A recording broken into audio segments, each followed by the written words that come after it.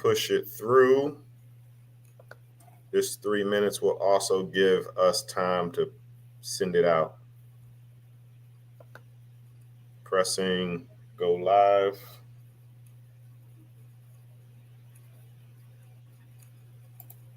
All right. So we are live in the group. Go ahead and refresh. Okay. And see if you can find it in the group. I'm going to do the same. See if I see it as well. All right. All right, World Spoken Word and Poetry. You see it? Yes, sir. Awesome. We are officially live, everybody. It is close to 60,000 people in this group, which is absolutely amazing and exciting. We wanted to start about 2 or 3 minutes early to allow people to start to roll in. So bear with us. It's 7:58. We want to start on time. And that's exactly what we plan to do. All right. Let us know if you're here. Drop in the comments where you're watching. Let us know where you're watching from. What state, what country, what continent. Talk to us. All right, I see it. You see it? I finally see it. Yep. All right, you're gonna have to turn those sounds off. Okay. Because I can hear it on my side. All right, 1 more minute or about 30 seconds. We're gonna get started. I like to start on time because this topic, this information, this education is very important. And I don't like to waste anybody's time. All right, as soon as it hits the 7 mark, we are going for spoken word and poetry. You see it? Okay. Cool. Almost time. 7:59. I hope your Friday is going great. All right, it's time, y'all. It is time. This information, again, is significant. We've all been, waiting for this information. This information as it relates to poets creating an income and a career with their poetry.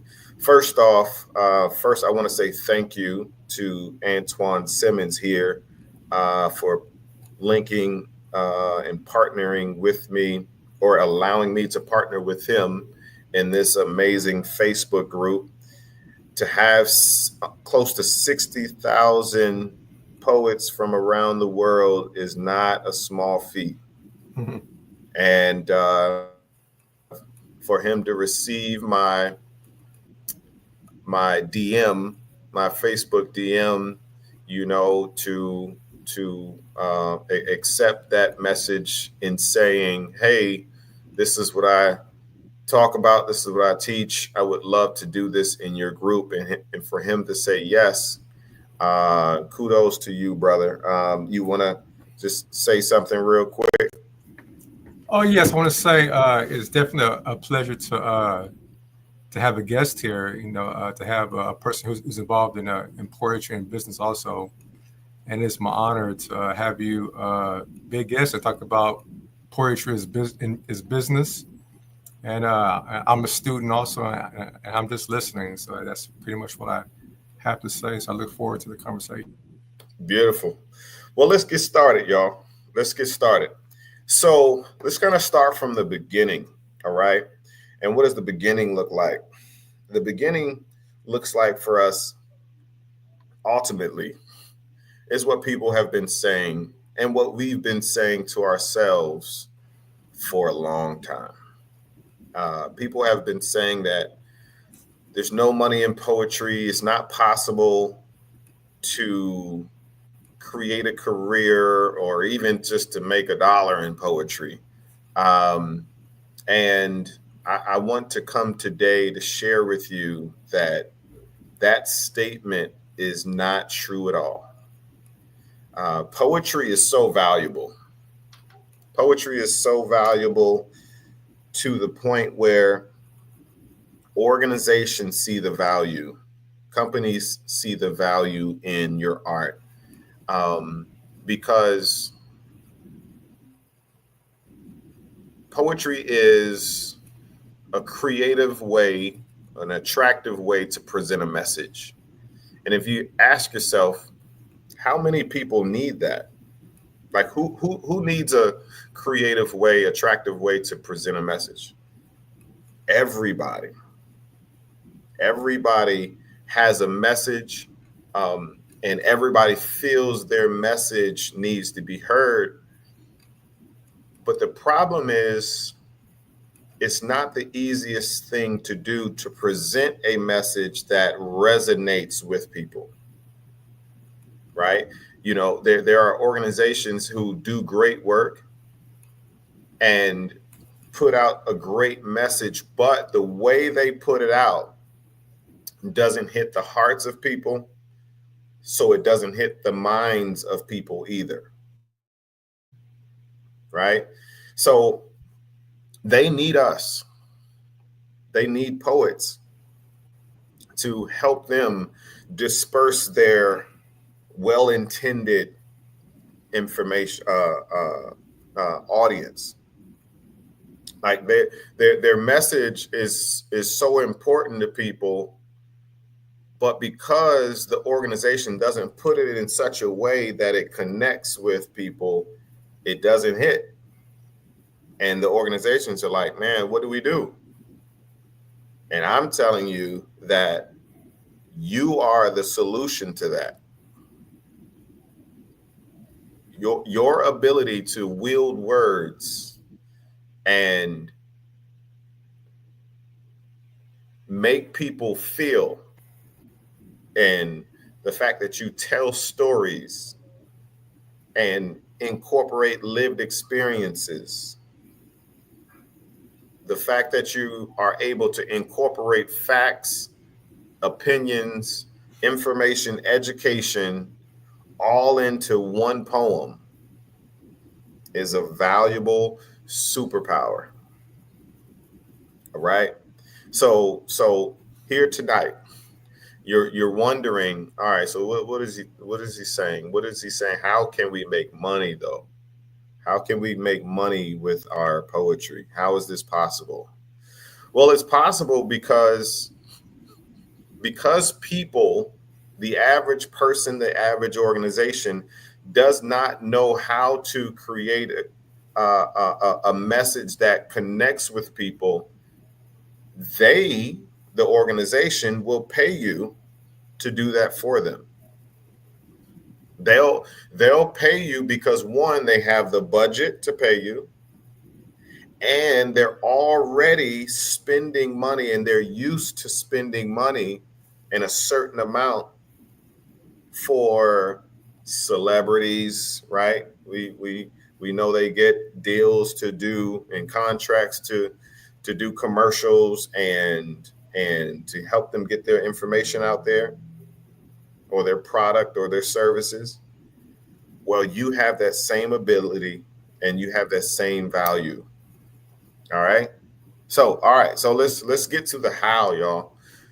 When poets come to me and ask me, so what's the first step?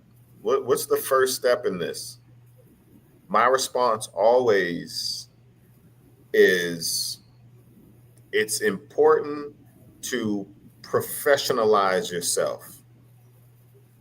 It's so key for us to professionalize ourselves, because this is how they see us. They see us, when I say they, organizations and companies, those who have the budgets, and they see us as individuals who have no overhead. If it's an event where they want us to come perform, right? And the reason why they're saying, hey, we'll give you exposure, mainly because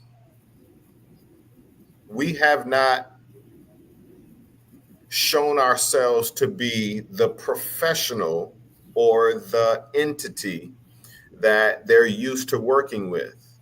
And so on average, when they come across an artist who has not professionalized themselves, then they're like, the most they'll need is like gas money to get to this event.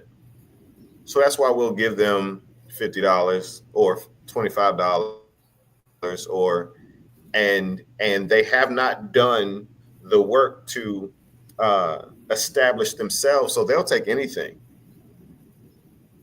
They'll literally take an envelope of a surprise that says it's an honorarium, or they'll do the event for the exposure because they don't have the exposure,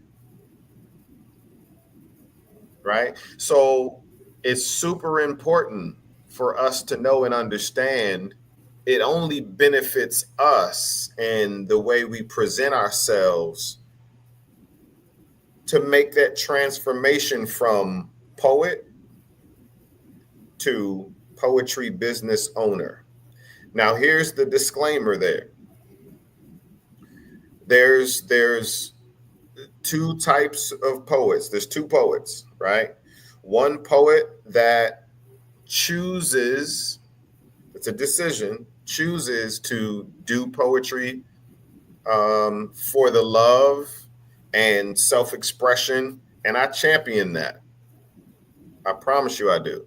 I love when poets, literally just have a passion for it.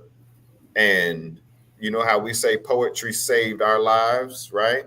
And they need it for themselves. More power to the poets who do it for the love and do it for self-expression. But there's another poet who does it for the love and self-expression, but also sees that they want to do it for a living. They also want to create an income with their poetry. And both are okay. I think we get into this match of, hey, you shouldn't do poetry for money. Hey, you shouldn't do it for free. We should respect each other. There's room for the both of us. Now, here's the thing. The poet that wants to do it for the love and self-expression should not look down on the poet that wants to create an income and a career with their poetry, and vice versa. The poet that wants to create an income and a career should definitely not look down at the poet that wants to do it for the love and self-expression. Okay.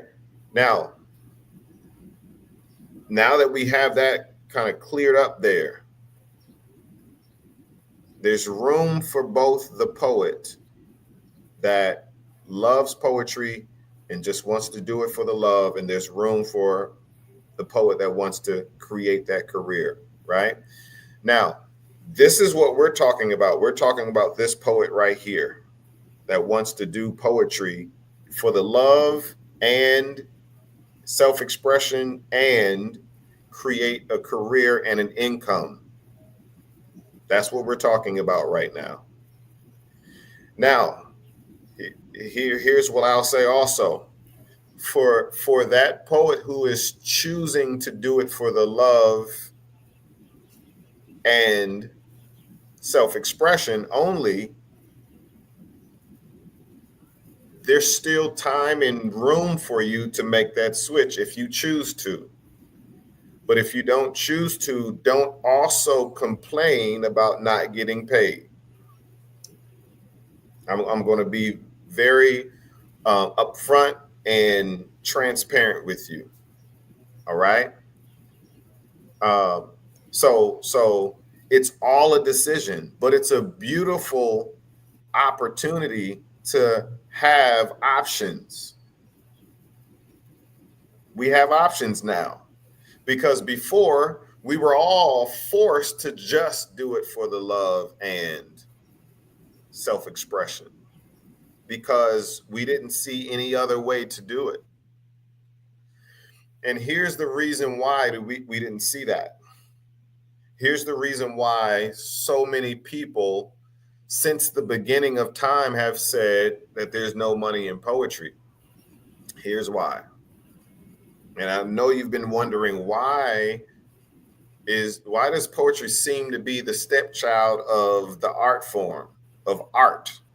Why is poetry the art form that can't make money?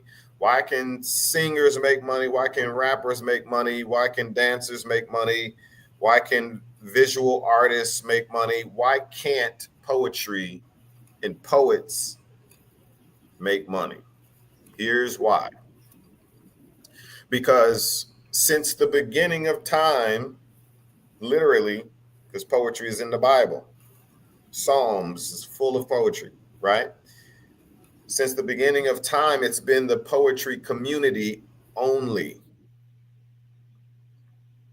It's been the poetry community.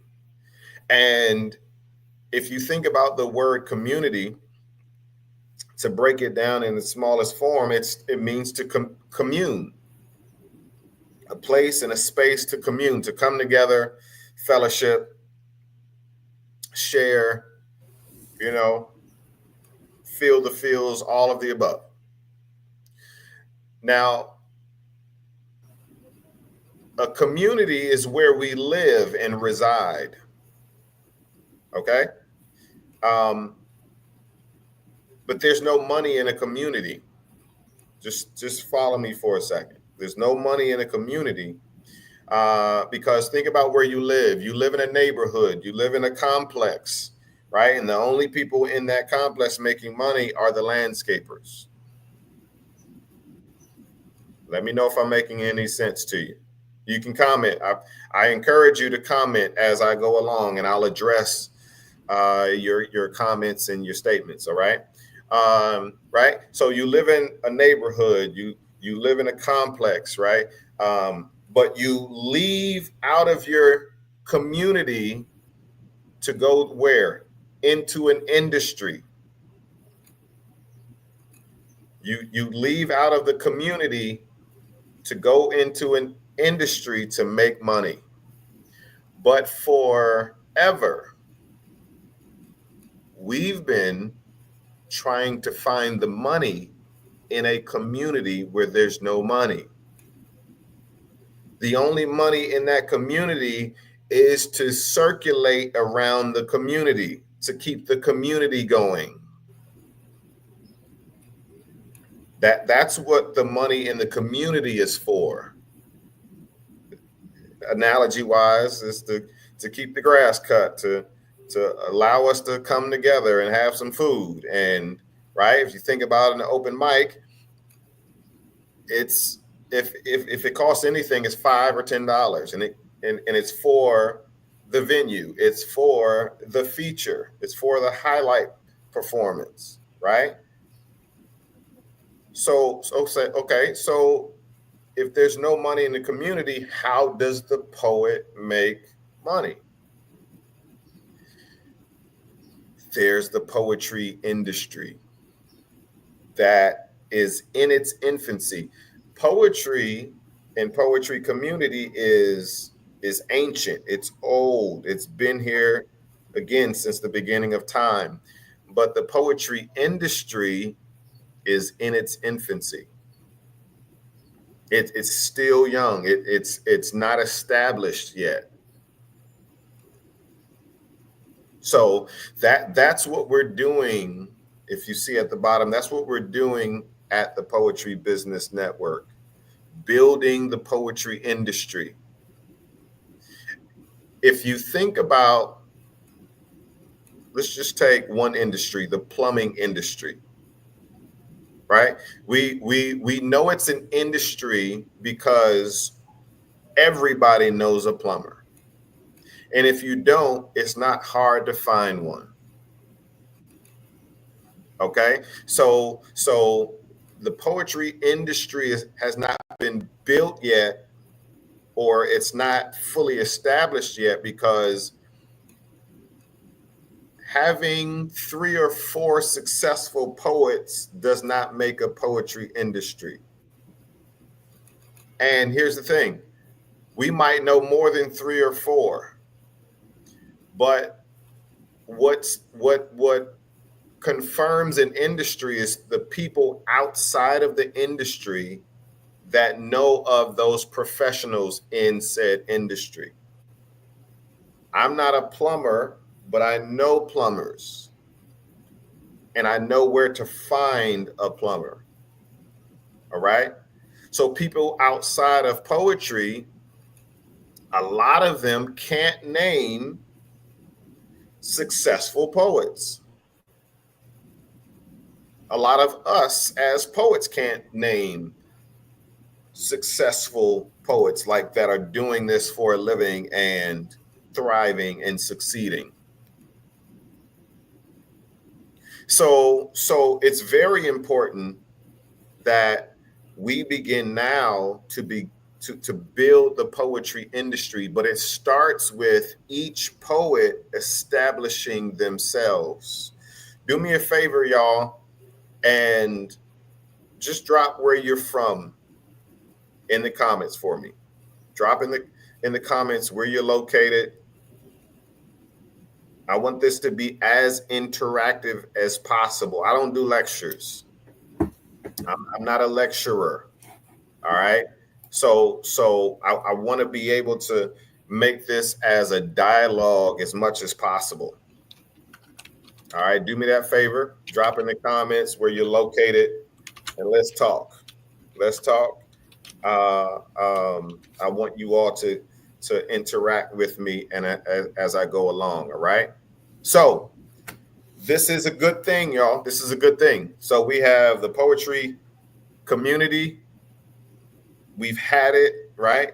But now we know that we also have the poetry industry, which is an amazing thing. All right. So now what happens in this industry? Now, here's the thing. We've been trying to do the industry thing and not knowing it. Right? So let's just think about the poet that has written a poetry book. Let's talk about the poet who has a poetry book, right? You wrote a poetry book, and you're obviously trying to sell it. That was the purpose of it, right? It costs money to publish, whether it is through a publisher or self-publishing. It costs money, right? So we at least want to recoup on what we spent to publish the book. At least. If you're choosing to give it away for free, that's on you. Now, you don't have to, because here's how this works. If you have a poetry book, I want you to see your poetry book obviously as a product. Now, here's the thing about that and what we've been doing. As an individual, individuals don't have products. Okay? Individuals don't have products. Businesses do. So we've been trying to do business without one. Even if you have not published a poetry book yet, but you've been performing or even being commissioned to write poetry for a wedding or a funeral or a greeting card, whatever it might be, right? And you've been exchanging artistic value for monetary value. You've been doing business without one. And you have not been benefiting from being a business owner. There are endless, limitless benefits of becoming a business owner. Now, one of which is taxes. One of which is taxes. Taxes. The IRS targets the employee or the person who's not a business owner first and more. First and more. Individuals, employees, and those who have jobs, you get taxed more, and you get taxed first. Here's why business owners benefit from being a business owner. Because the government, if you're familiar, the government, they're charged to serve people. They're charged to serve people. But the government isn't very large compared to the number of people in the United States or just in your country. So business owners partner with the government in serving people. People have problems. We look at the government to solve our problems. The government looks to businesses and business owners to help them solve people's problems. So in turn, thank you, business owners, for helping us serve people. Here's what we'll do for you. We'll give you tax breaks, tax write-offs, and things of that nature.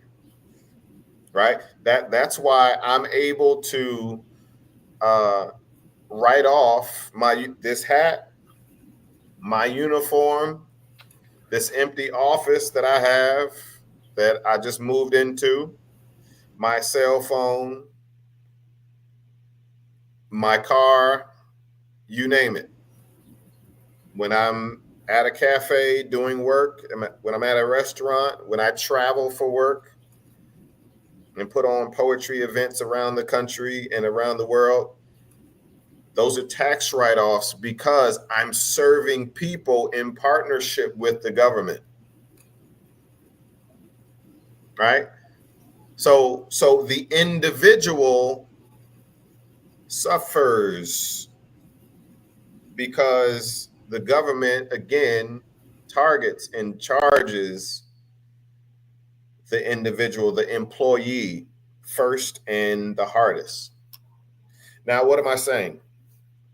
Just trying to give you some framework here. We've already been trying to do business as poets. We've been writing the poetry books trying to sell it. We've been performing trying to get paid. But we have not been benefiting in any way. Here's another way we have not been benefiting. People don't take us serious because they think we are treating our passion for poetry as a hobby. Now, let's be honest. We have been. Let's be honest. As a whole, you may not have, right? But in a nutshell, we've been treating poetry as our hobby. Most of us, our colleagues and coworkers and sometimes family don't even know that we write poetry. How can we be taking our poetry serious and people in our closest circle don't even know we're poets? There's a lot of poets that won't even claim themselves as poets. They just write poetry, here and there. And listen, here's the thing. I want to debunk this. You don't have to be a spoken word poet, a performance poet to be a poet. This is very important. This is going to free a lot of people. There's been people outside of poetry and inside of poetry that tell poets, yeah, you're not a real poet if you don't perform. What are we doing? No, you got stage fright. You scared. Listen, poetry is so vast that the performance and literary aspect of poetry is the smallest aspect of poetry. And I'm going to show you how I can say that. Because for the longest we thought it was only writing and performing. There's so much more to poetry. There's so much more to poetry. We only thought that we could just write and perform or recite. Write, recite, or perform.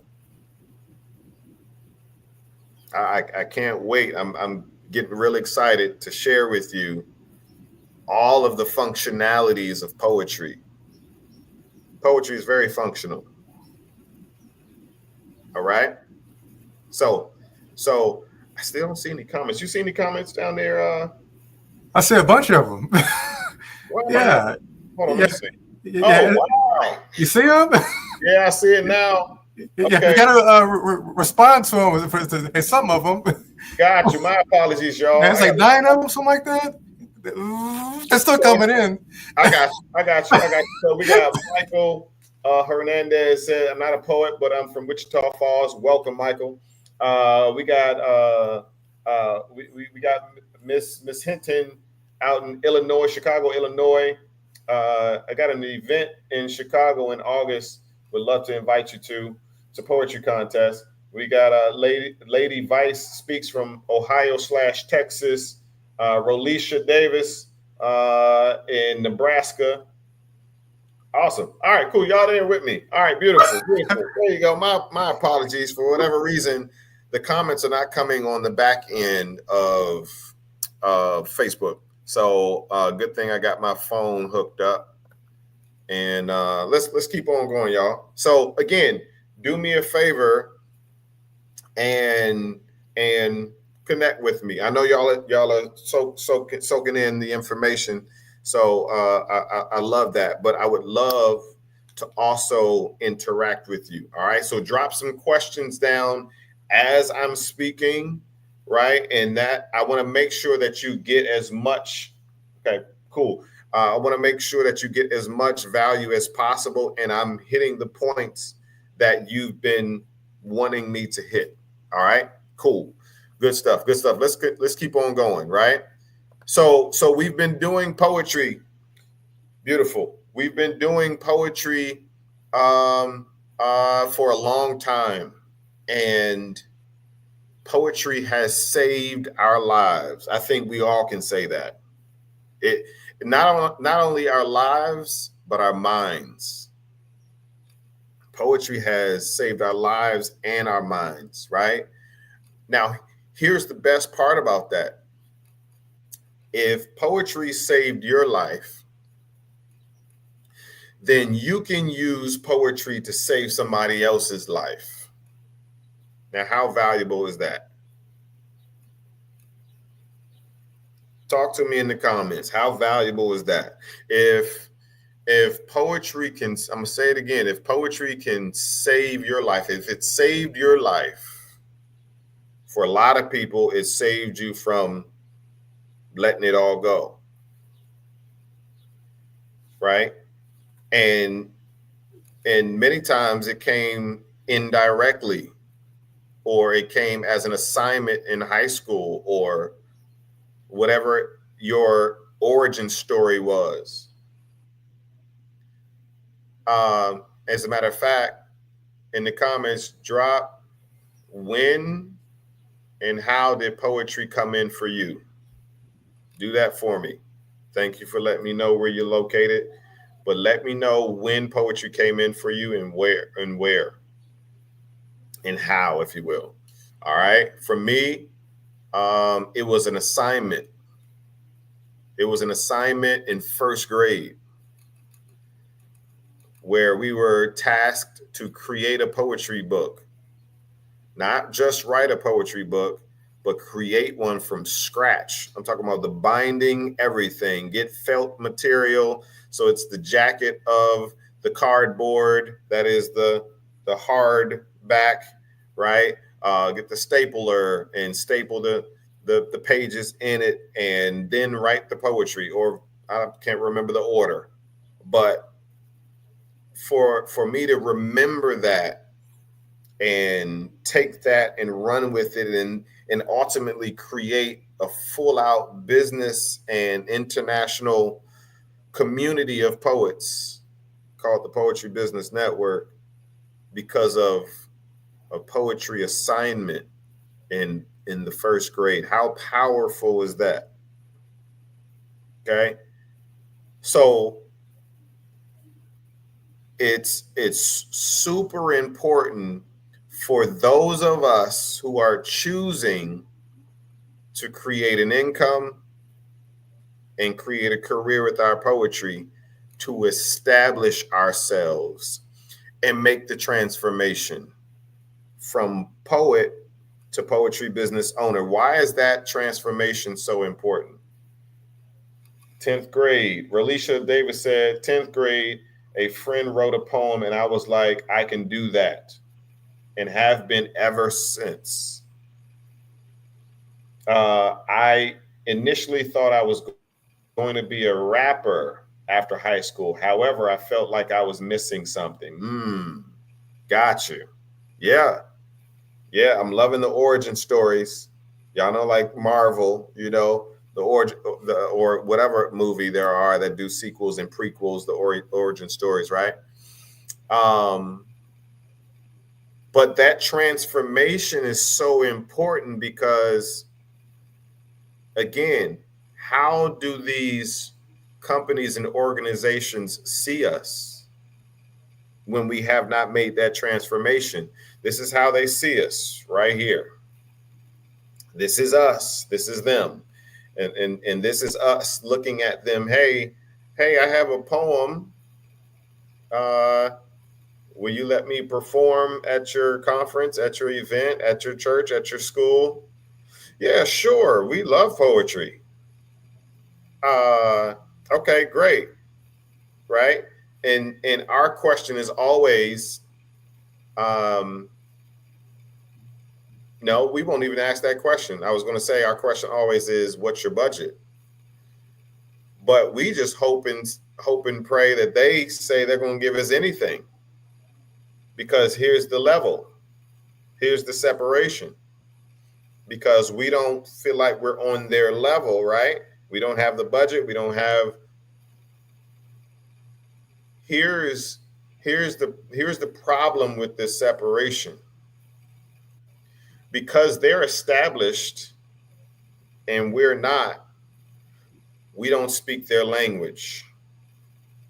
We aren't equivalent, right?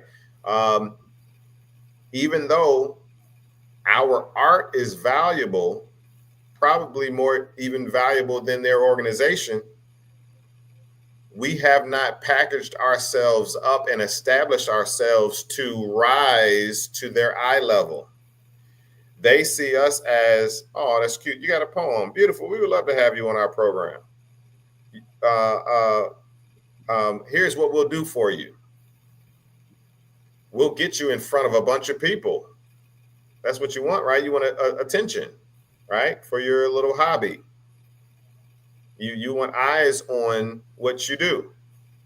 Not a problem. We'll put you on a big stage for exposure. Or we'll give you an honorarium. We're not going to tell you how much, though. We'll just give you an envelope at the end, and you'll be happy and go about your day. And you'll be really happy because you're just happy that somebody gave you anything. Okay? Because here's how we see you little artist. You don't have any overhead. You don't have bills related to your art. So you don't need that much money anyway. Okay. So we'll give you, matter of fact, we'll cash app you because you don't have any invoices. Matter of fact, you're not even thinking about an invoice. You only have Venmo and Cash App. So sure. All right. So you won't do it for exposure? Not a problem. Okay. We'll give you whatever we have in our Cash App, in our Cash App balance. I think we got about $25 in there. We might have 50. All right. So not a problem. You good? Great. Now, how do we change this? Again, they're established. They did the work to become a business and partner with the government. Okay. So when we make this transformation from poet to poetry business owner that offers poetry as a service, hear that. From poet, or in parentheses, a person with a poem. That's how they see you. When you say, I'm a poet, oh, you're a person with a poem. That's cute. Okay.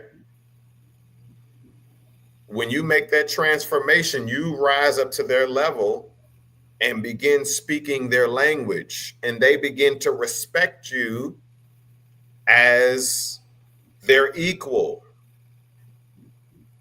Right? And because you now speak their language, they appreciate the fact that you did the work. And now you more than likely have the overhead that needs to be paid your worth. Because you got phone, you probably got an office, you probably got a team to pay like they do. Am I making sense? Yeah, it's not cool, but I'm telling you the reality of it. Okay? You're a poet, and I'm going to share with you how powerful and valuable you are. Right? And when you establish yourself from poet to poetry business owner, you now are taking control of this conversation. Because when somebody's interested in your value, interested in your art, right? Hey, poet. My name is Christoph Jenkins, founder and creator of The Poet Life. Oh, wow. Tell me about that. Yeah, we offer poetry as a service. What are you in need of? Well, we need a dynamic performance for our conference. And we need you to write it in such a way, right? All right. So got it. I would love to work with you. So my response as a poetry business owner, because I now speak their language, my response is not how much or what's your budget. My response is, let's schedule a discovery call. And I'm going to tell you why. Why should you respond that way? Because if you jump out the gate and just start asking a bunch of questions, or not even ask a question, you're just like, yeah, I'm down for it. Let's do it. All right. What's your budget? What your budget says, how much are you willing to pay me? Let's talk about that real quick. How much are you willing to pay me? When was the last time you went into the store or a place of business that you wanted to buy something, or right? and said, I want that. And then the store clerk say, oh, great. You want my product or you want my services? How much are you willing to pay me? Has that ever happened to you when you walked into the store when you wanted to buy some grapes? And the cashier said, how much are you willing to pay for these grapes? Not this is the price, right? So now that we've made that transformation, watch this. Now that we've made that transformation and we're looking eye to eye with other organizations, they don't and they won't even feel right coming to you as a poetry business owner asking you to do something for exposure. It makes no sense now because they know they have overhead and they know that they're not doing anything for free or exposure. What they have costs money and they need to recoup what they spent money on their products and their services and their employees and their expenses and their bills, right? So when they come to you and assume because you're on their level that you also have those expenses, bills, and employees, and right? So it makes no sense for them to come to you talking about exposure because you're saying, this is my price. This is how valuable my services are. It takes me time to write. It takes me time to research before I write or when I write.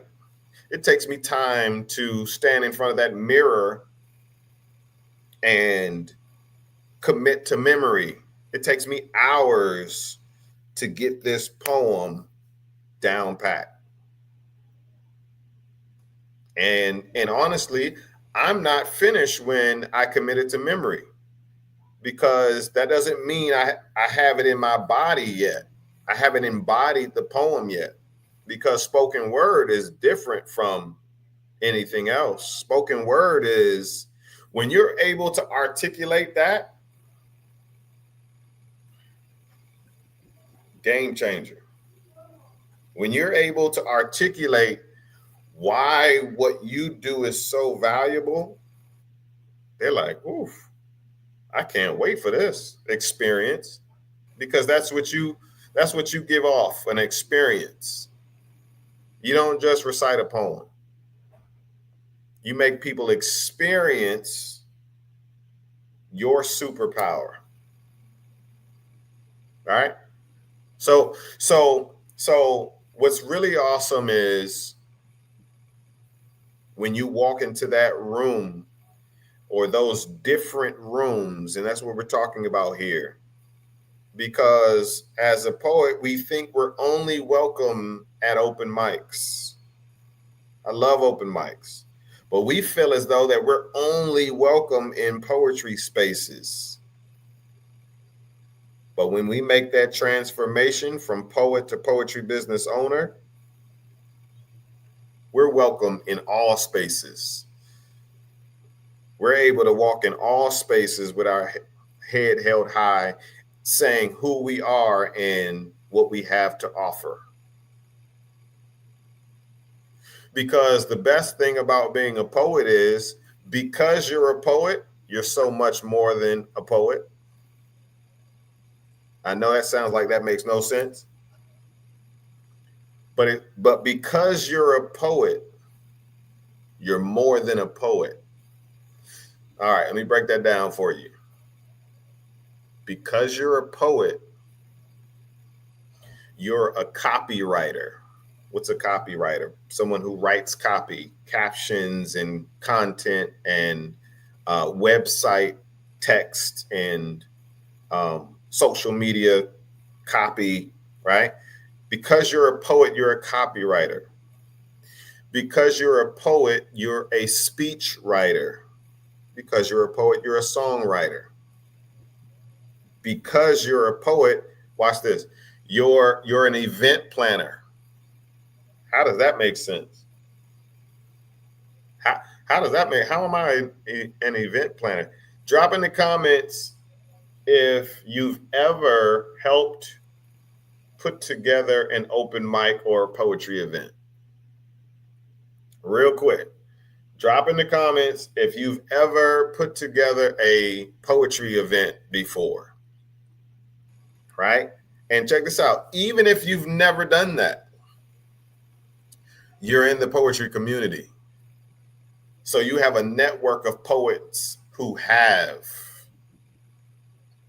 And I'm telling you that it may seem regular or simple to you because it's regular and simple to us, right? You know, we do open mics all the time. We can turn a library, we can turn a park, we can turn Six Flags into an open mic. Rolisha said, I hosted my own show.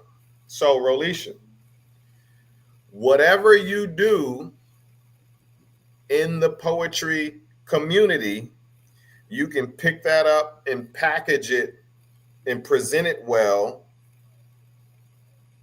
and it becomes one of your services as a poetry business owner. And again, if you've never put together a poetry event before, Rolisha knows how to do it. You know Rolisha. Hey, Rolisha, I got an opportunity. This organization wants to do a creative event for their members or their staff or their constituents. I don't know, right? And so what I did was I pitched them the value of a poetry event. And notice I vaguely said poetry event because how many poetry events are there? Listen, this is the vastness of poetry, y'all. You have a poetry contest, not equivalent to a poetry slam. Similar, but not equivalent, right? You have an open mic. You have what I coined the poetry jam fundraiser. You have a poetry reading. You have a poetry workshop. You have poetry therapy. Listen, I can go on and on and on. Okay. So yeah, they want to do a poetry event, and I know you've done a poetry event before. I haven't. So what I'm going to do is I'm going to contract you, or I'm going to partner with you. I go the route of contracting the person. Sometimes I partner, we do it 50-50, right? But you have the option to partner with them and go, split it down to half or whatever the percentages are. Or you can bring that on, that person as a contractor, right? And you all agree on how much you're going to pay that person to put on that poetry event. Okay. Now here's the exciting part, because we get into the money now, right? Again, because you're a poet, you're so much more than a poet. And in this instance, you're a poetry event planner. And look, you're even more valuable than the regular event planner, because regular event planners don't have the network you have in the poetry community. Regular event planners don't know how to put on a poetry event. They don't know the vibe. They don't know the setup, the flow like you do. So you're even more valuable than a regular event planner. Remember, again, I said performance poetry and literary poetry is really, it's not the biggest thing to do in poetry. Now let's play a little game here. How much do you think we're charging this organization for us to put on a poetry event for them? Drop in the comments real quick. How much? How much would you charge? You get one chance. So think hard, but think fast. All right. All right. So Antoine is an organization exec or representative, right? And they're interested in you in the comments. Okay. He wants you all to create a poetry event, and the theme is the cause of the organization. So we're not talking about go get a bunch of poets and they say whatever they want to say. We're talking about a specific theme to the event where the poets write and perform pertaining to the theme and cause of the organization.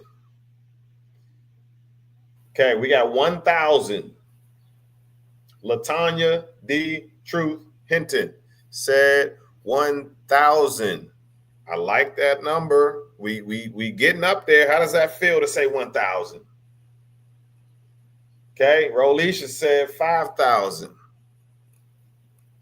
Ooh, don't this feel good to be talking about thousands of dollars? Right? Doesn't it feel good to be talking about thousands of dollars when it comes to poetry? It has to feel good. Y'all can't tell me it don't feel good to be talking about the art that you love so much. And for centuries, people have been saying, yeah, poetry is like the stepchild of art. Y'all heard all those statements. But right now we're talking about $1,000. We're talking about 5,000. Lady Vice said 1,500. Right now, here's what we do. Take yourself out of it, because when you're thinking about yourself, we think small. We don't think we're worthy, right?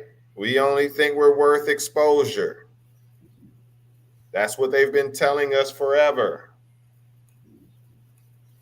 Take yourself out of it and say this to yourself.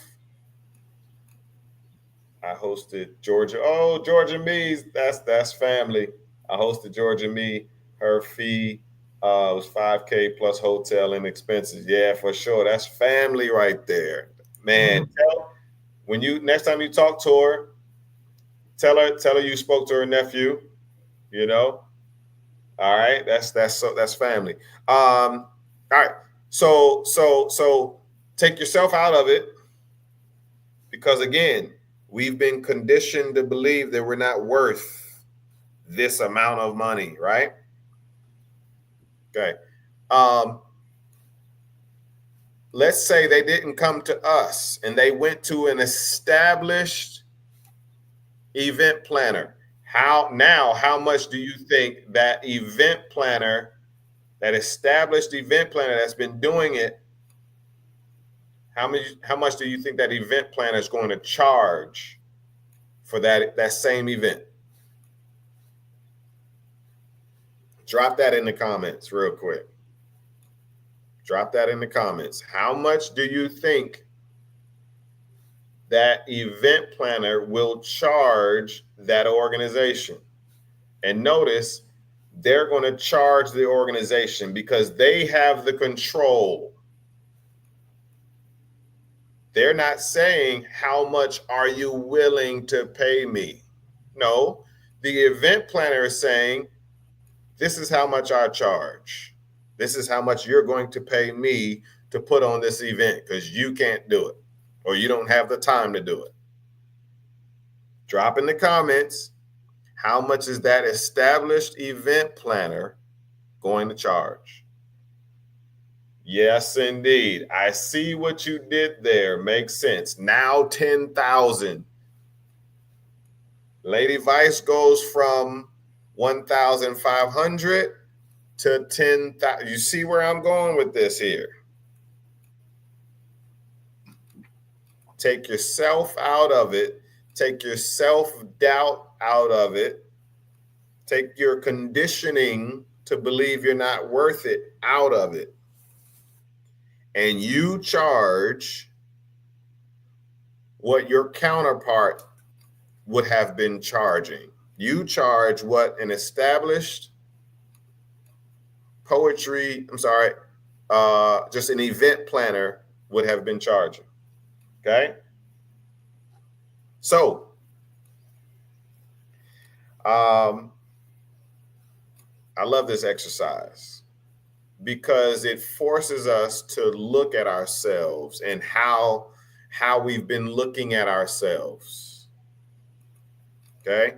So, because we're poets, we're so much more than just poets. So yes, I see it clearly. Thank you for this perspective. There we go. We're starting to see it. Okay? Because in our experience of putting on poetry events, we got the photos, we got the proof, we got the videos, we got the proof.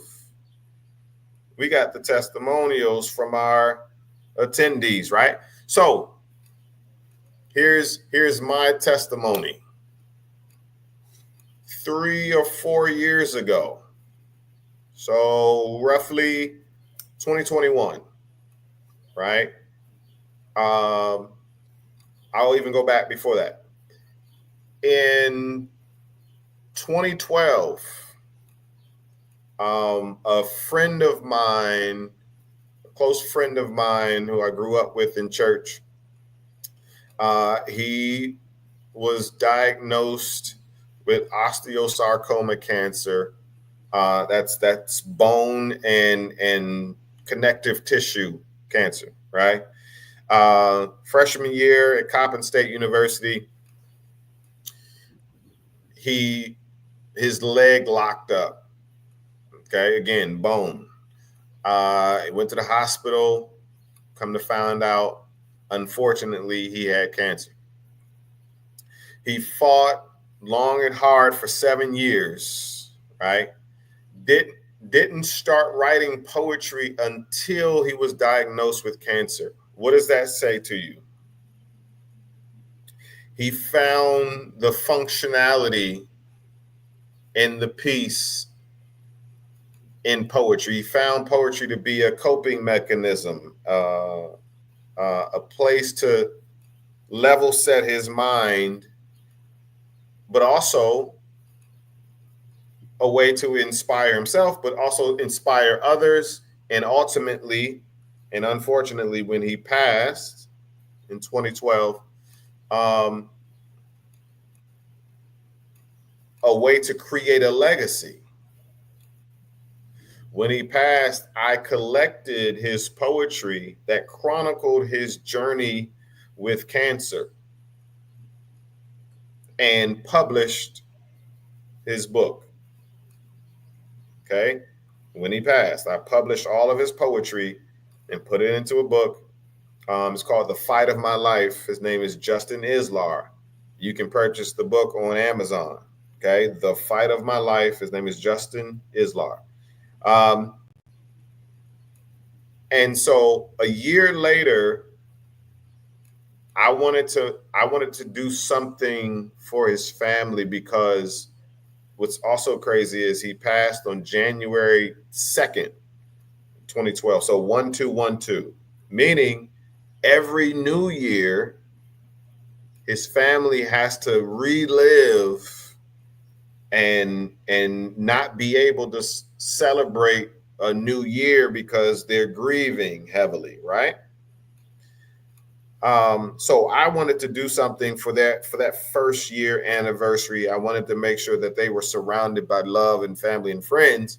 And so I was going to invite people to their house. But so many people that knew and loved Justin wanted to attend because they were grieving too, right? Ultimately, long story short, we end up having this event in the church fellowship hall, meaning the church basement, their event space, and had over 100 people there. And we end up raising $4,000 to raise awareness and research for osteosarcoma cancer. Healing, yes, Rolisha. Right? So that is where the Poetry Jam fundraiser was born. And after that event, everybody was like, man, this is beautiful. So what next? I'm like, what next? We all go home. What do you mean? What do you mean, what's next? They were like, no, like where do we go from here? We really want to keep this thing going. I was like, okay. All right. So I started a nonprofit called Fighting Cancer with Poetry. Now, to step back, do you see the power in poetry? Because you make people feel, you can also make people feel and want to do more, take action, raise awareness, raise funds. People come out of pocket when they feel, when they resonate with things, right? So fast forward 10 years, right? Let's take a step back. Was after that event, I start doing those Poetry Jam fundraisers all around the country. At the White House, when Barack Obama was the first time Black president of his first term, and on the national lawn in DC and around the country, we would galvanize spoken word poets to write and perform poetry pertaining to cancer specifically. How powerful was that? Right? So now we can fast forward 10 years later, roughly around 2021, 2022, after the pandemic. Someone who attended one of my events 10 years prior shot me a Facebook message. Said, hey, Chris, you remember me? 10 years ago, I came to one of your Fighting Cancer with Poetry events. Are you still doing poetry? That's another thing concerning us. Are we consistent with what we say we love to do? Are you consistently doing poetry? Right? So he said, are you still in the poetry? I said, yeah. Matter of fact, I started a poetry business. He said, really? He said, I'm with a new organization now. I'm no longer with the organization I was with. And something made me think of you. When people think of creativity, not just poetry, are they thinking of you?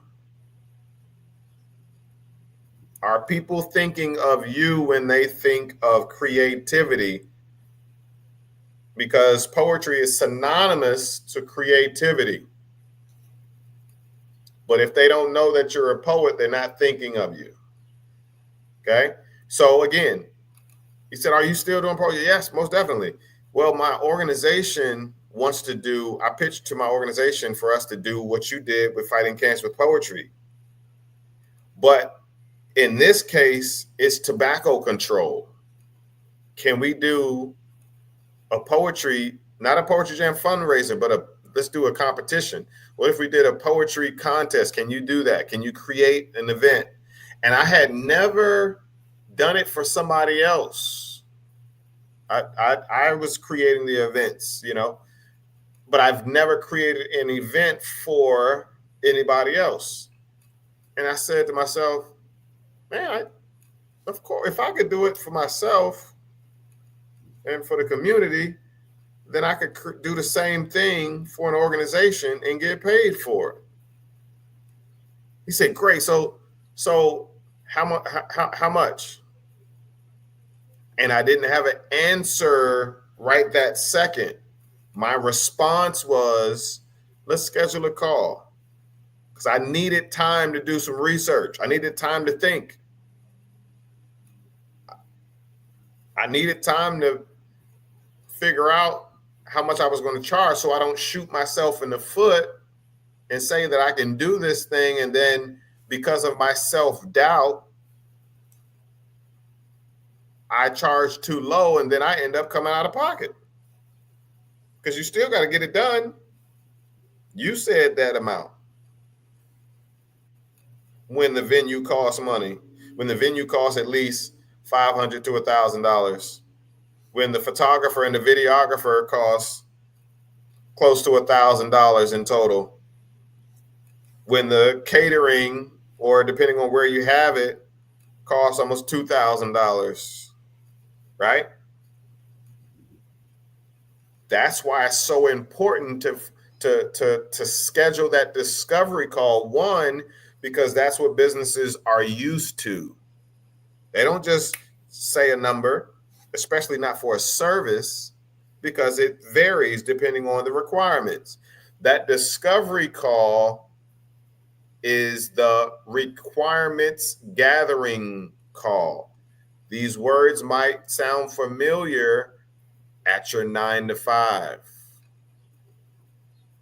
When I was at a 9 to 5, I was a business analyst, right? So that's a requirements gathering meeting. You now have the control now when you say, let's schedule a discovery call, because you are facilitating that call, that Zoom call, that meeting, that in-person meeting or phone call, right? Because you're now asking them questions. You're interviewing them. The game has changed now. You switched it up on them, right? Before, it was here. It was, hey, I got the money. You got the art. We don't really need your art like that, but you need our money. Now we're here eye to eye, and we're somewhat like this because you need what I have. Poets, we winning. You need what I have. You need this amazing experience that I know how to create. Now you're asking me, how much are you willing to charge? Right? So in that discovery call, you have a list of questions. So tell me about this event. What's your vision? Right? And now they're sitting in that seat across from you and just telling you their vision. You know, they're right. So, all right, they told you your vision, their vision. All right, so we want to have like 75 people. All right, so what's the color scheme? Do you want to have food? What kind of venue would you like to have? Right. So you're in that control seat because it's so important for you to gather all of the requirements so you can best serve them and best charge them. And here's why and how you don't have to feel nervous about the period where it's time to say how much. One, because they're used to it. Remember, if they didn't come to you and they went to Sally, the event planner, they know they're paying $10,000, $7,000, whatever the cost might be. And they know Sally is not budging on her, right? Because they know Sally is going to give them an amazing experience. And they're going to get a return on their investment. That $7,000 to $10,000 is not a cost. to the organization. It's an investment because when the event goes over well, the organization looks great. They raise the money they're looking to raise. They connect with the community they're trying to connect with.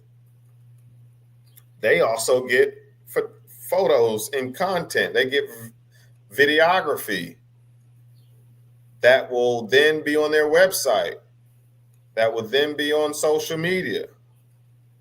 It just keeps giving. It's a huge return on their investment. That's why they have no problem paying that $7,000 to $10,000, because you're able to articulate to them how valuable your services are. Let me know if I'm making sense. Drop in the comments, yes, you're making sense, whatever it might be. Let me know if I'm making sense. I want to make sure that you're getting it. Okay. Now we're still in the discovery call. At the end of the discovery call, where you're gathering the requirements for this project or event, you still don't say the price. Because why would you not say the price then? Because you just got them information. You need time to take that back to your team.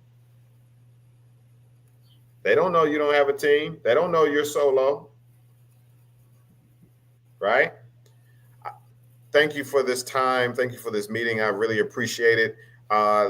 Give me 24 to 48 hours to mull over this information, these requirements, and let me take this back to my team.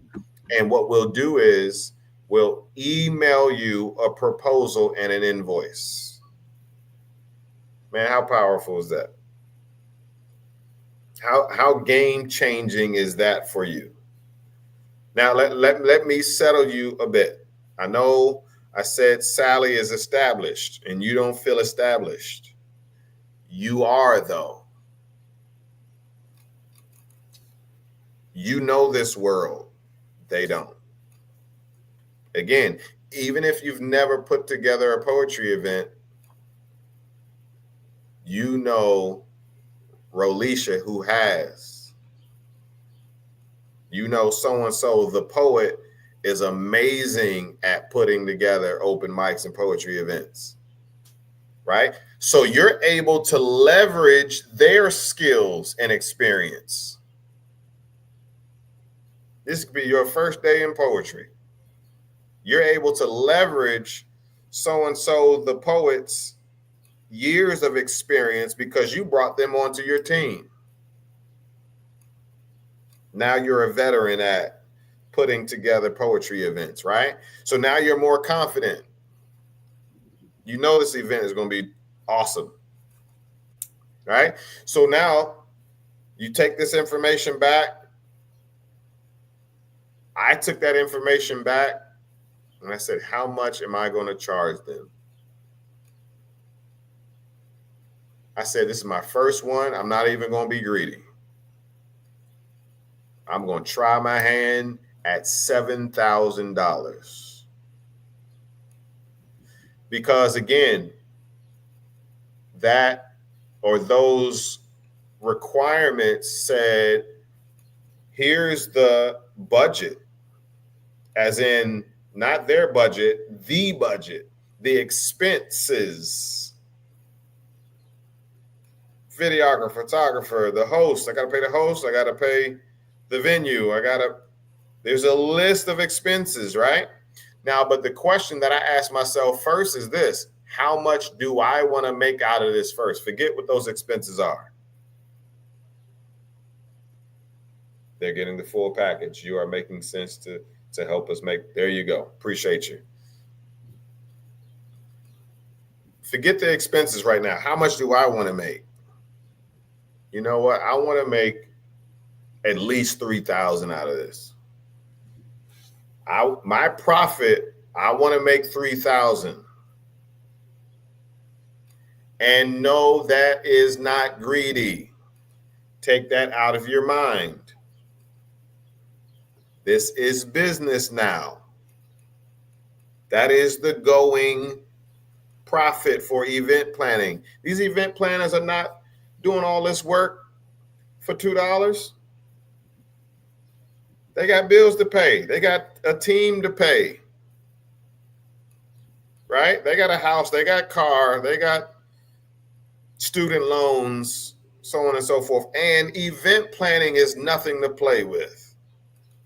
It takes time, intellect, effort, time, again, because this is a job, right? So that when you think of it like that, that 3,000 is really nothing when you break it down, because you're planning that event for at least at minimum 2-3 months. So that ain't really nothing. Let's just say it's 3 months. That means you got paid $1,000 a month, but you're working daily. You on the phone daily. See how this works? It sounds like, man, 3,000. Well, you're gonna work for that 3,000. So I want to make 3,000. How much are the expenses? Cool. They end up being 4,000, total 7,000. Let's just say incidentals. Let's make it 8,000 for incidentals. So when things start to swell, as far as I want to make this an amazing event, you don't have to be tight. That's why it's so important to learn how to charge well. Charge well enough and high enough so you don't have to penny pinch. You can make that event absolutely amazing. I said the 7,000. They said, great, let's roll. I said, oh man, I could have got 9. Sheesh. Again, the 7,000 is, to be honest with you, the bare minimum.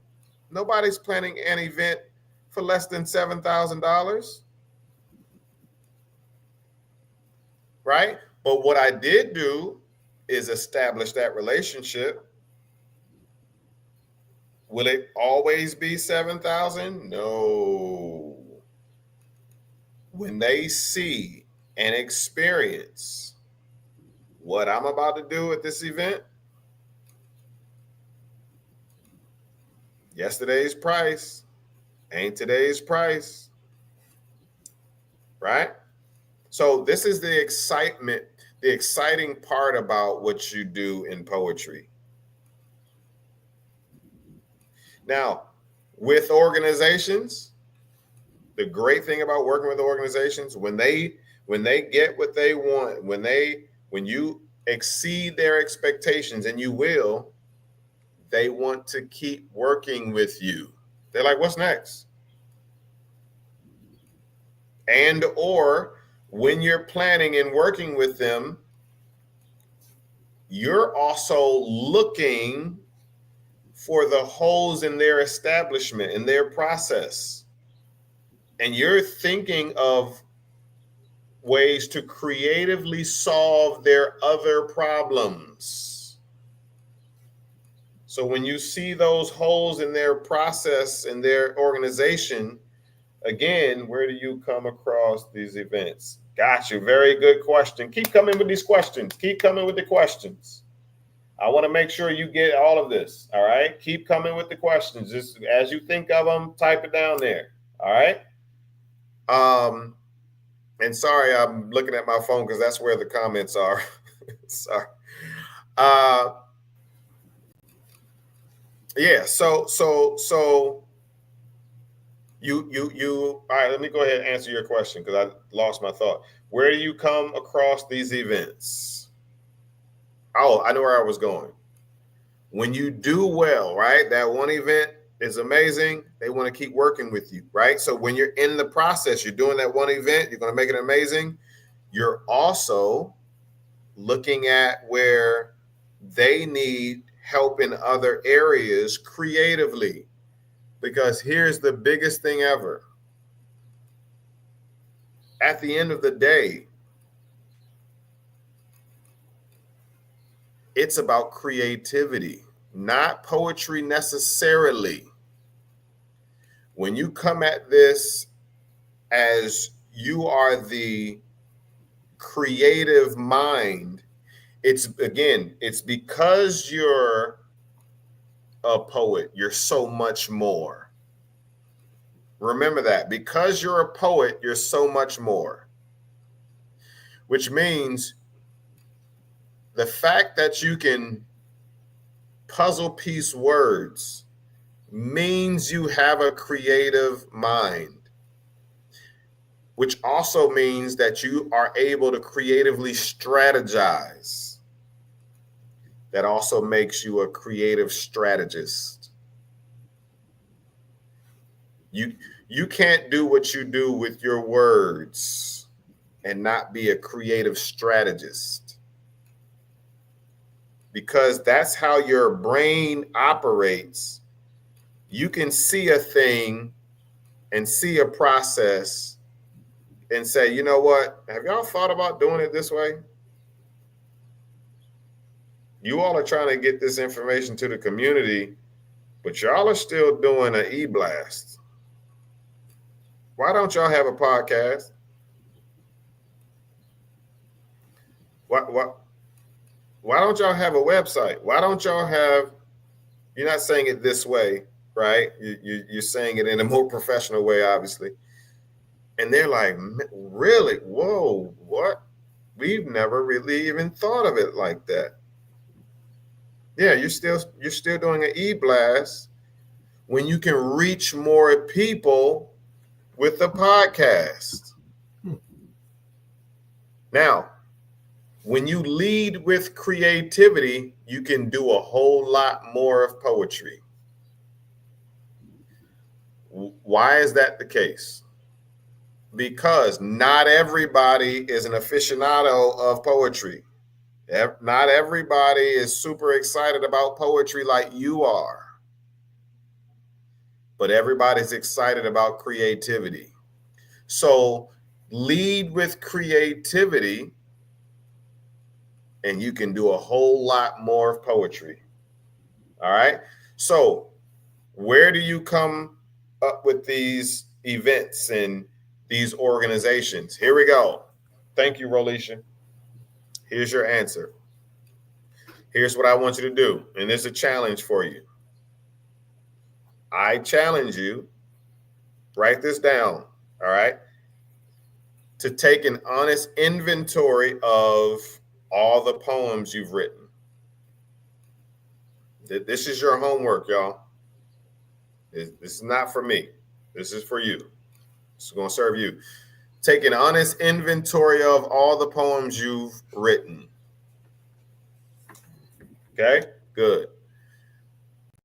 Why am I doing that? Because you need to know what your inventory is. You've written poems that have made people cry 10 years ago, and you haven't touched that poem in 10 years. Right? Whether you felt like this poem is getting old, poems don't get old. They're timeless. That's the beauty of poetry. There's poetry in the Bible. How can poetry get old? That poem, those poems are not old. They may be old to the people who have heard them, but there are however many billion people in the world. Got it? So go back to when that's why I asked you, when and where did poetry come in for you? Make an inventory of all the poems you've written. Now, here's the thing. It's not about the title. And I'm sure you titled it an awesome title. But it's not about the title. It's not even about the poem. It's about the subject matter. What are you writing about? What have you been writing about? And you probably have not thought of it this way. What's the subjects in the categories of your poems? Is it domestic violence? Is it something happy? You know, the stereotype is we only write about sad things. But here's how you can leverage your already written, I call them portfolio poems, right? All of the poems that you've written are your portfolio poems. You need to get a Google Doc, a living document. That's a Google Doc. That's also shareable if you choose to share it, right? Get a Google Doc and actually a Google Sheet, a spreadsheet.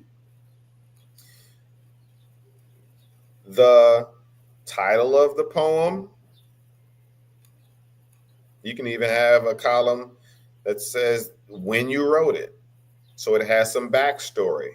Even have another column that says what's the story, right? What was the inspiration, if you will. But the main column will be the subject matter, because you're going to be searching through your portfolio poems concerning the subject matter, because the subjects will connect with the causes. You've been writing about low self-esteem. Let's do this. In the comments, what subject matter is tied to your most impactful poem? In the comments, there's 3 of y'all right now, and that's mind-blowing. Anyway, what's the subject matter of the most impactful poem that you've written? While you do that, I'm going to say this. Congratulations to the 3 or 4 or 5 people that have been consistent in watching this live and set aside time to watch this, because for whatever reason, it's always like this, meaning there's always a select few that see the value in the education over the entertainment. If Antoine and I had created a flyer and said we're doing an open mic in this group, all 60,000 would be on this live. I'm telling you what I know. It's an unfortunate truth that the education that will allow you to do more of what you love isn't prioritized. I'm going to put that right there. Okay. So, heartache, allowances, what we as women allow. Ooh, good. Very good. Check those 2 topics. Heartache and what we as women allow.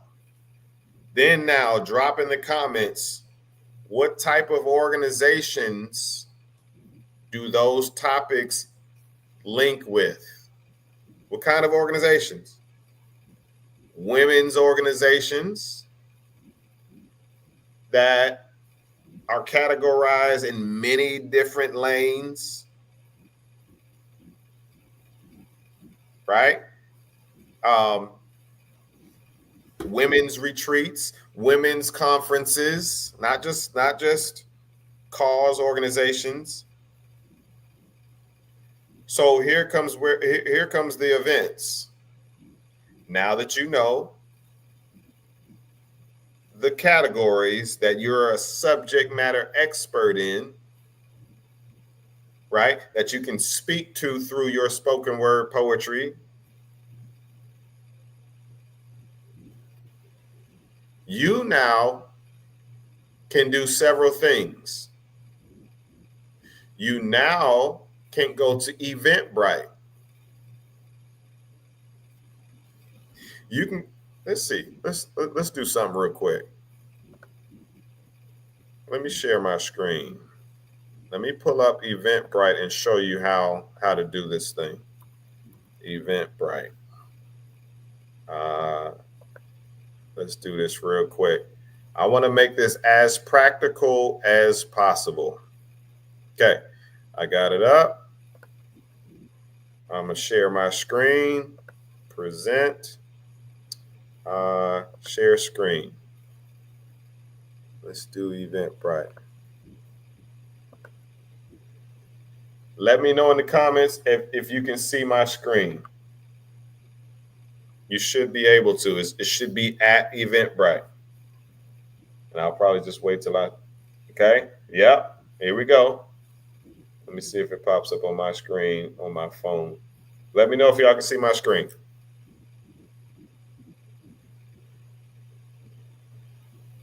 Let me know. Yes or no.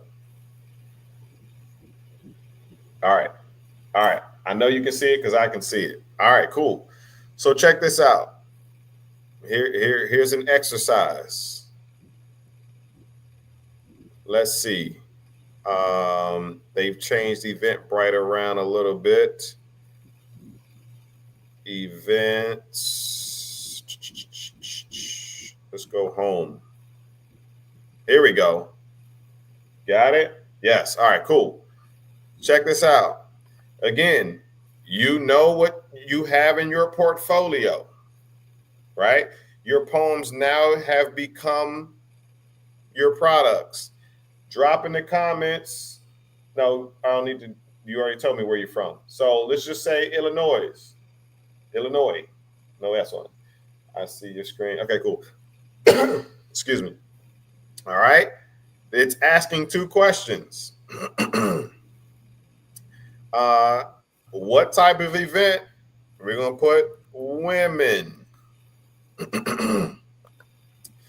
And then what's your location? We're going to put Chicago. Then we're going to search. All right, let's see what we got. What do we have for women? That's funny. Only wrestlers. Chi-Town Beatdown. Let's see. We still got the women events in Chicago. Okay, cool. Let's see here. Free 5-week Bible made. Powerful Women Rising. A virtual speed networking event. Women in Business Luncheon. Okay. Women Rising. What does that mean? Hey, that poem about heartache, if it's uplifting, perfect. Right? The allowances. What we as women allow. Depending on what you're saying in that, that's perfect. What do we have? Of Women by Women, South Asian feminist artists, art and artists. We have Women of Freedom Showcase, Women in Film Night, Women's Circle, Chicago, women talking about their feelings and things, right? The Power of Sisterhood, Women's Empowerment Brunch. What does this look like to you? Bloom and Blind. I don't know what IWC is, but and Women Grow Networking Night. Feminine Energy Circle, a sacred gathering for women. I can go on for days. This is all in Chicago. So, all right, let's see. Women Evolving, Igniting, Healing, Heartbreak, Allowance, what we as women allow. Let's go to this one real quick. How do we get involved or get connected? We go to the event. This is the work that most people won't do, y'all.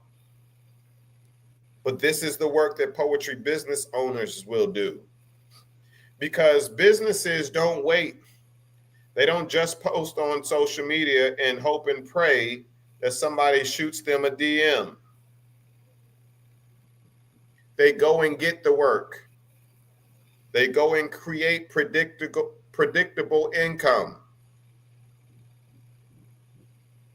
You want to stack your calendar all the way up to December? This is the work that's necessary. Understand? Now watch this. Well, let's do this first. All right, let's see. Who's planning this?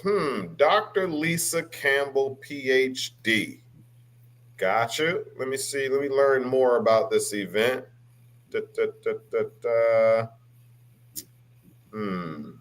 Any more about this event? Join us for a one-day experience to help women shed invisible burdens and reach their full potential. Through powerful sessions led by expert speakers, attendees will explore 7 key areas: emotional, mental, physical, historical, comparative, procrastination, commitment weight. All right, this event is for women ready to break free from self-doubt, embrace their voice, and take action. Got it? Now check these out. Check the tickets out. The tickets cost over $100. And this is a form of requirements gathering, information gathering. You can tell they got the budget. These are some of the questions that you would have asked in the discovery call. So how much are your tickets? Oh, they're $88 to $140. Okay, got you. So in your mind, you're understanding that they're going to make some great money. They're going to have a great budget. Okay. They even have frequently asked questions. What is women? You're getting all the information right here. So what do you do then when you reach out to them? Here you go. Organized by Dr. Lisa L. Campbell. Oh, contact. Hold on. View more. Here's her Facebook page. Here's her website, drlisacampbell.org. Or I can click contact, and right here, contact the organizer. Or again, I can go to her Facebook page. Oh, this is Dr. Campbell. Oh, there's her email. There's her phone number. There's her office. All right. What do I do with this information? Boom. Copy. And I'm just giving you a few things. But there's so much that goes in this process, and it's exciting. Hear me when I tell you, it's an exciting thing to know that, oh man, what I'm able to do now with this newfound information, one, it makes me more confident. When you have more information, you're more confident. Confidence doesn't just come through osmosis. Can't exercise confidence. Confidence comes from competence, which means the more you're knowledgeable, the more confident you are. People are afraid of the things they don't understand and know. You're welcome, Latanya. Okay? So, what do we do next? Guess what? Our new friend and newfound technology. Hey, Chat GPT, let's talk about it real quick. This is what we type in. Let's see. Write a reach out email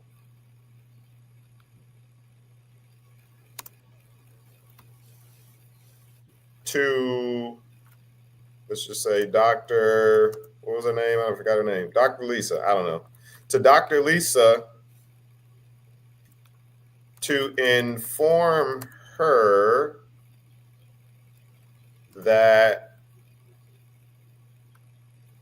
a woman poet who writes spoken word poetry about uplifting women would love to add artistic value to her upcoming event with a spoken word poetry performance.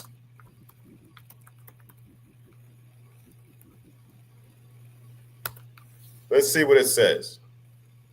Here's a polished reach out email you can send to Dr. Lisa. It gives you the subject, spoken word poetry performance for your upcoming event.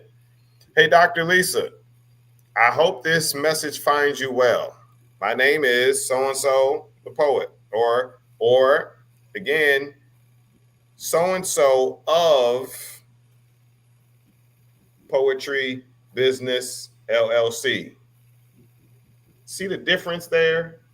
Instead of, hey, I'm so-and-so, AKA so-and-so the poet, you are so-and-so of the Poet Life LLC. Game changer. Says two different things, right?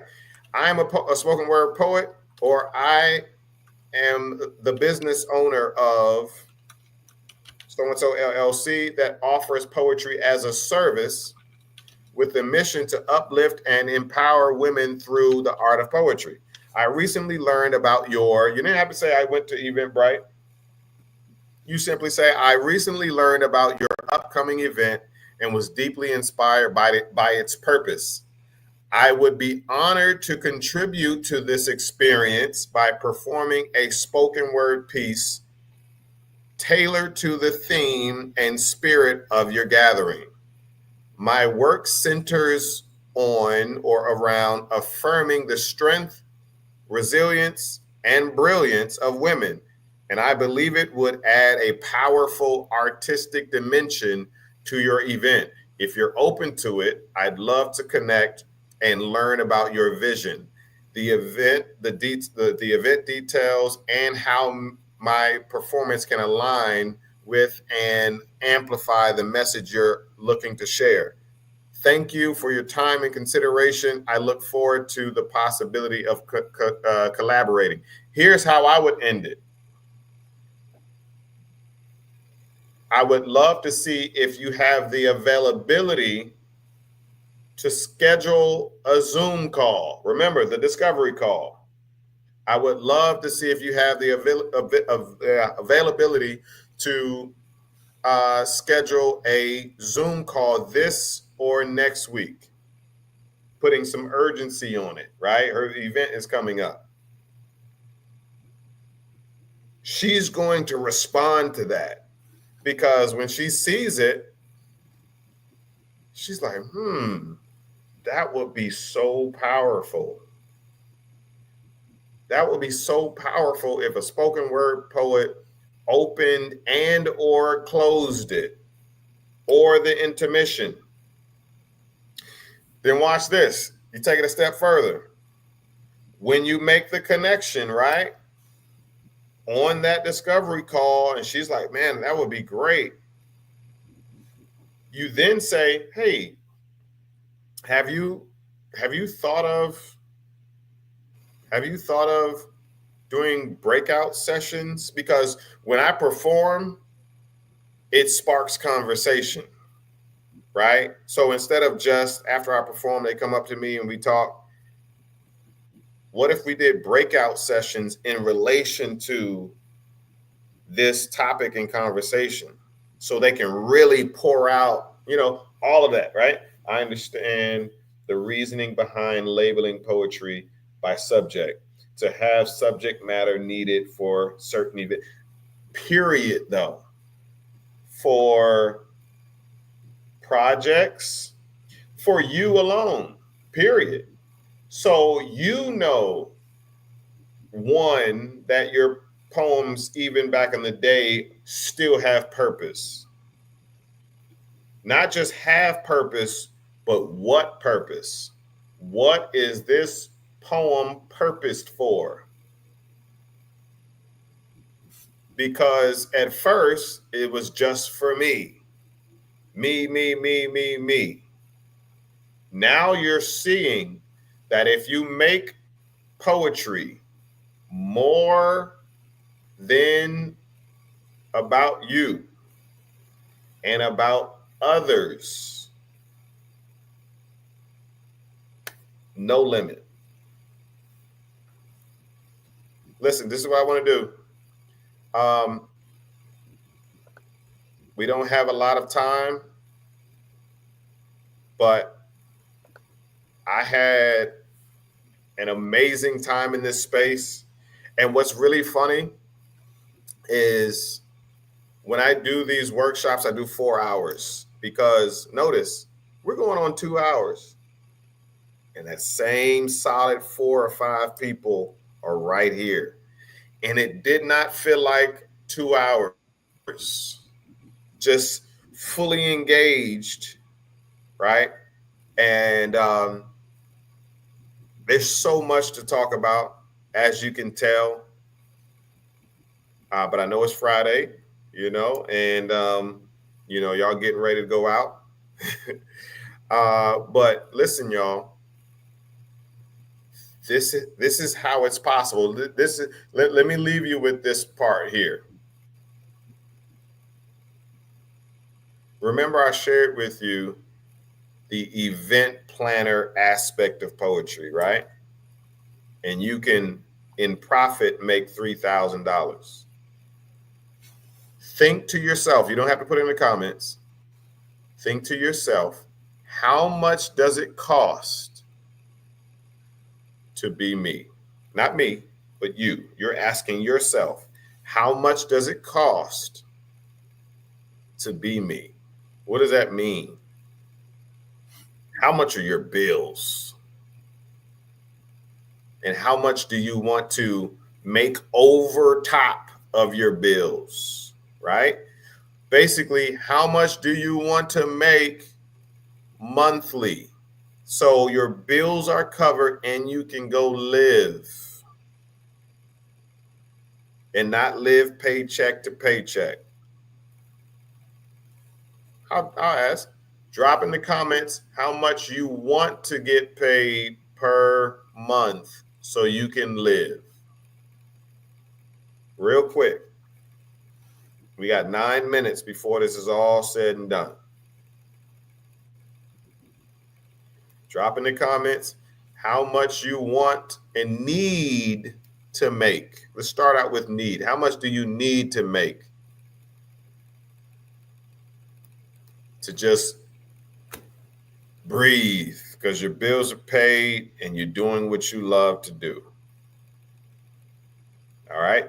Do that for me, and then I'm going to tell you something. Let's just got it. That's what I was thinking too, right? We got kids, we got tariffs, right? So we got kids and groceries and, shoes, right? Mortgage, rent, car notes, whatever. Let's just say 6,000. Okay. Rolisha says 6,000. Got it. All right. We round about that 6,000 in space, right? Guess what?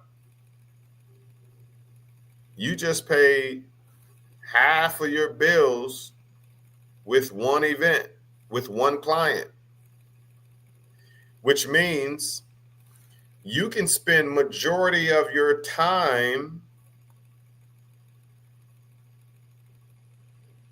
working that event or that project and going after other clientele like them.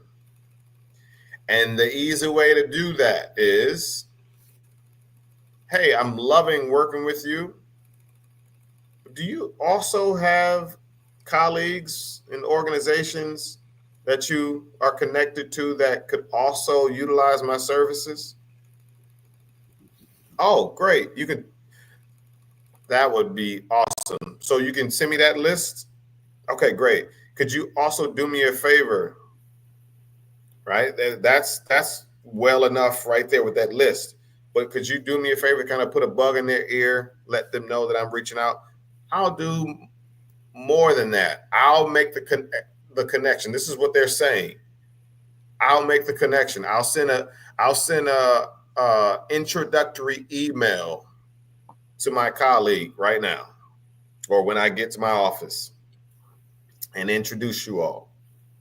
Because what you're doing for us right now is blah, blah, blah, blah, blah, right? That means you have another client and you just keep going with that. But not only another client, that same client wants to keep working with you because they do events throughout the year. They do campaigns throughout the year. They do projects throughout the year. They do workshops throughout the year for their youth and their members. They teach throughout the year. And what better way to teach but through the arts? Poetry just keeps giving. And we talked only a little bit about the performance and literary aspect of poetry. Antoine, man, listen, thank you so much for this opportunity. Do you have any questions for me? Any questions? No. So when's your next event, Christophe? Your next event is coming up when? Yeah. So funny enough, in 7 days, I'll be in New York. Since we're talking about poetry events, I am now, because of that one client 3-4 years ago, I've been working with that one client for the past 3 to 4 years consistently. And we have a poetry contest in New York concerning tobacco control. We have a poetry contest in Detroit, okay, June 19th concerning tobacco control. And we also have a poetry contest in Chicago concerning tobacco control in August. That's a menthol event, isn't it? There you go. Yes. Yeah. Yeah. And I want to say, Christophe, I want to thank you for coming on and being, I guess, in my poetry group. You're extremely talented, knowledgeable, and it's been a pleasure meeting you and having you here. Thank you so much, y'all. You all see my information there. I don't need to verbalize it. I appreciate you all's time and you all taking this serious, right? And just being here. Because again, it's always a small group of folks that are taking this aspect of poetry serious. So keep taking it serious. Connect with me, and I want to connect with you to help you keep taking it serious and taking it to the next level. All right. Happy Friday. And what is it? Happy Memorial Day weekend.